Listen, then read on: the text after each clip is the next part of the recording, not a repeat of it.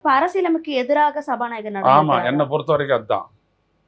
Because அன்னைக்கு நடந்ததை வந்துட்டு அவர் விஷயமா அவர் பிரச்சனை ஆக்காத இருந்ததுன்னா வேற விஷயம். பிரச்சனை ஆக்கிட்டாங்க. இவர்கிட்ட மனு எடுத்து வந்து கொடுத்துட்டாங்க. கொடுத்த கணமே வந்துட்டு ஒரு நடவடிக்கை எடுத்தாகணும். அவங்களுடைய பதவி போயிடுச்சு, அவ்வளோதான். ஆனால் அந்த 21 பேரை அவர் மன்னிச்சிட்டாரு. மீதி 4 பேரை பற்றி முடிவு எடுப்பான்றார் இவர். மீதி 4 பேர் அவங்களுடைய பதவி ஏற்கனவே ராஜினாமா. விலகிட்டாங்க. They quit the party.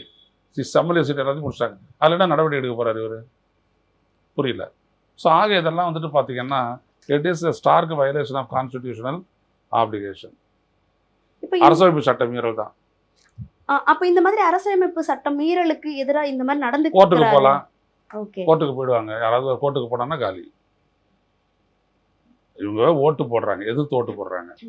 போட்ட கடமை வந்துட்டு முடிச்சிட்ட உடனே இவங்க வந்துட்டு சபாநாயகர்கிட்ட இவங்களுடைய பதவியெல்லாம் பறிங்கன்னு சொல்லி கொடுத்துட்டாங்க. அப்புறம் நம்ம பறிச்சிட வேண்டியதானே. பறிக்கலன்னா எப்படி? அது அந்த நேரம் எடுத்ததே வேணான்ற மாதிரி சொல்றீங்களா? 15 நாளுக்குள்ள முடிவு எடுக்கணுங்க. 28ஆம் தேதி ஒரு சொல்லவே இல்லை, எதுவுமே சொல்லலை.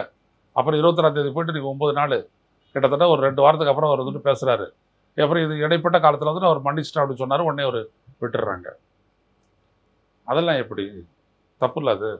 எதுக்காக அந்த இது வச்சுருக்குறாங்க? ஒரு கட்சியினுடைய சார்பாக ஒருத்தர் தேர்ந்தெடுக்கப்பட்ட உடனே அந்த கட்சியினுடைய லைனை தான் நான் கடைபிடிக்கணும். நீ அப்படி இல்லையா 3/2 பங்கு பெரும்பான்மையோட நீங்கள் வந்துட்டு மாறலாம். அப்போ ஒரு தனி கட்சியாக நீங்கள் ஆகிடுவீங்க. அந்த உரிமையை கொடுக்குது அரசமைப்பு. அதை நீங்கள் அப்படிலாம் ஒன்றும் நடக்கலையே. பாதிக்கு பாதி பேர் தானே, முடிஞ்சு போச்சு.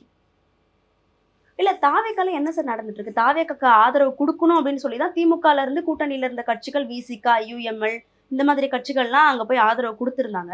அப்படி இருந்த அதிமுகல இருந்து ஒரு சிலரை வந்து அவங்க வந்து ஏற்றுக்கொள்வதற்கான இல்லைங்க. காரணம் அது என்ன? அவங்களாம் 2 எம்எல்ஏக்கள் அவங்களுடைய கட்சி ஒப்புக்குச்சு, அதனால கொடுத்துட்டாங்க.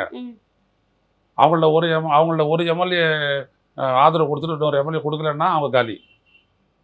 ஓகே. கட்சியினுடைய லைனை நீ கடைபிடிக்கணும். ஏன்னா கட்சியினுடைய சின்னத்தை தான் நின்று ஜெயிச்சிருக்கிற. அதனால 10th ஷெட்யூல் படி பார்த்தீங்கன்னா அது ராங். அவங்களாம் அந்த கட்சியை அப்படியே ஆதரிச்சு, விடுதலை சிறுத்தைகள் ஆதரிச்சாங்க. 2 பேர் அவங்க வந்துட்டு கொடுக்குறாங்க. இந்திய யூனியன் முஸ்லீமே கொடுத்துட்டாங்க. 2 கம்யூனிஸ்ட் கட்சிகள் 4 பேர் கொடுத்துட்டாங்க. அதனால் அதில் ஒன்றும் பிரச்சனை இல்லை. இதுதான் பிரச்சனை. அதிமுக தான் பிரச்சனை.